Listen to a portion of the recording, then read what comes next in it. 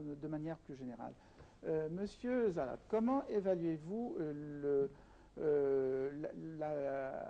déroulement de la 46e session du Salon du Livre et est-ce qu'elle a atteint ses objectifs?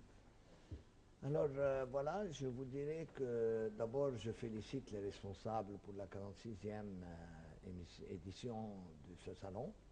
Je considère qu'avec tous les événements qu'encourt l'Égypte, c'est un courage, ça démontre la bonne volonté et ça explique que l'Égypte est intéressée culturellement et recherche à reprendre le fanion et à développer sa culture en général et pourquoi pas son écriture en particulier.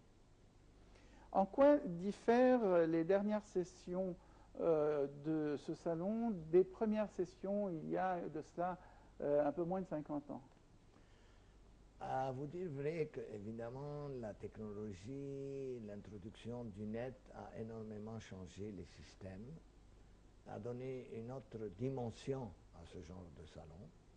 Mais je pense que le fond est toujours le même, c'est de promouvoir.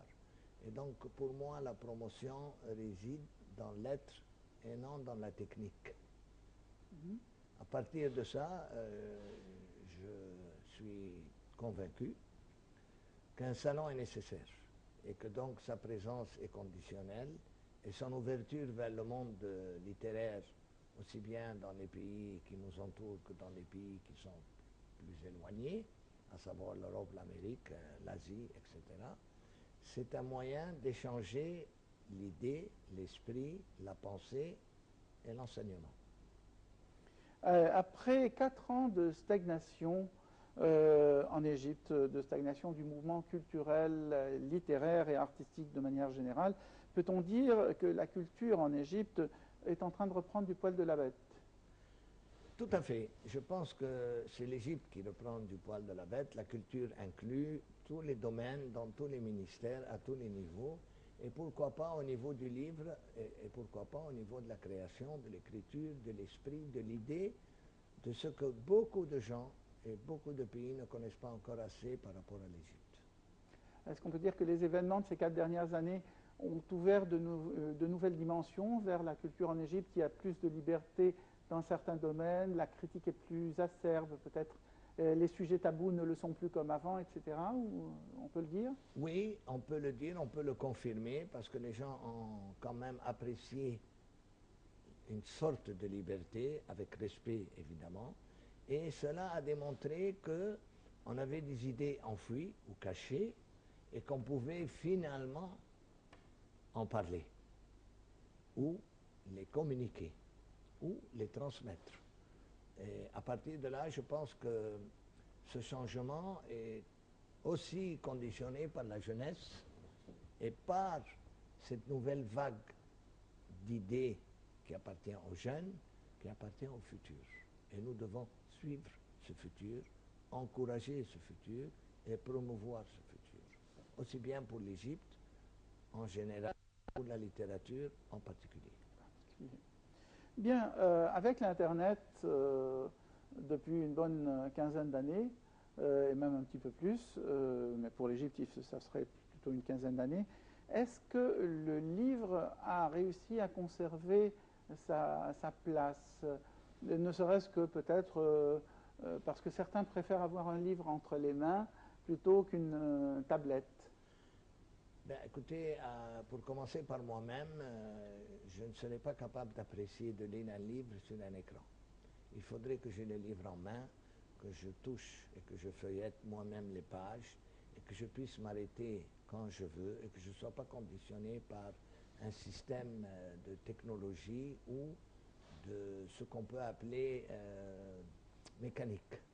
Donc à partir du fait que est-ce que l'Internet a diminué ou a changé la nécessité, elle a peut-être modulé, mais elle a renforcé la considération et l'appréciation de se dire qu'un livre reste quand même un autre plaisir à la lecture. La preuve, c'est que les journaux qu'on lit tous les jours, malgré qu'on peut les lire sur les internets, le monde entier les achète pour les lire.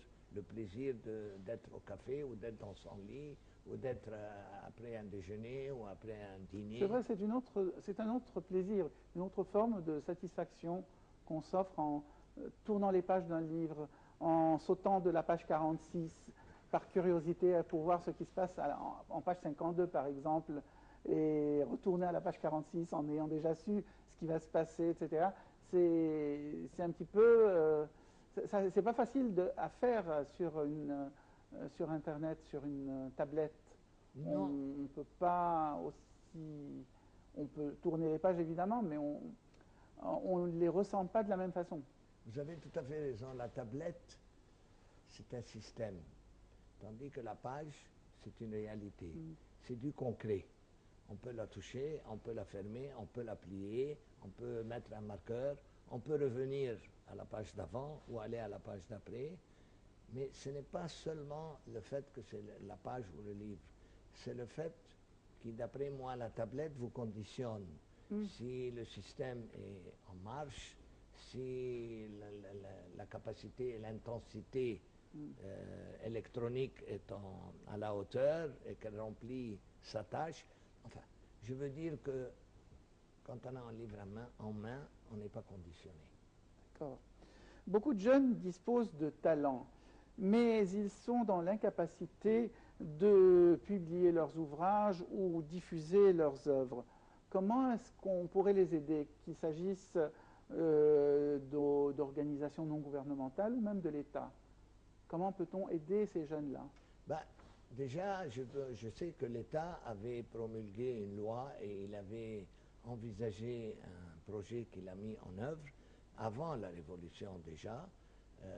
C'était par le ministère de la Communication et des Télécommunications de vendre des computers à bas prix et à crédit aux jeunes, ce qui permettait aux jeunes d'avoir l'introduction au net. Je pense que c'est là où le net a eu un jeu important pour les jeunes, c'est qu'on peut les aider à pouvoir exprimer par l'Internet leurs idées ou leur histoire, ou leur création, ou leur invention, ou leur montage.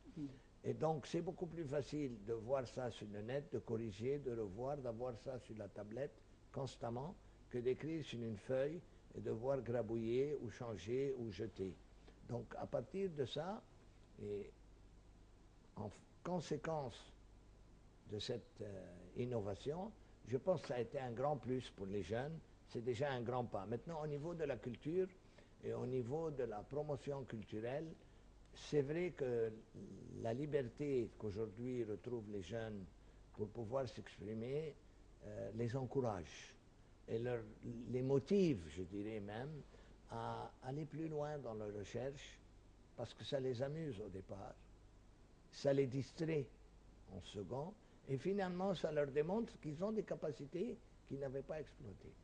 On peut donc dire que le net, finalement, peut-être, il a grignoté un petit peu sur le public du livre réel, mais il a ouvert la possibilité d'apprendre à beaucoup plus de monde, puisque dans le temps, les jeunes n'étaient pas tellement intéressés par la lecture. À mon époque, quand j'étais jeune, bon, moi j'aimais lire, mais beaucoup de gens n'aimaient pas lire.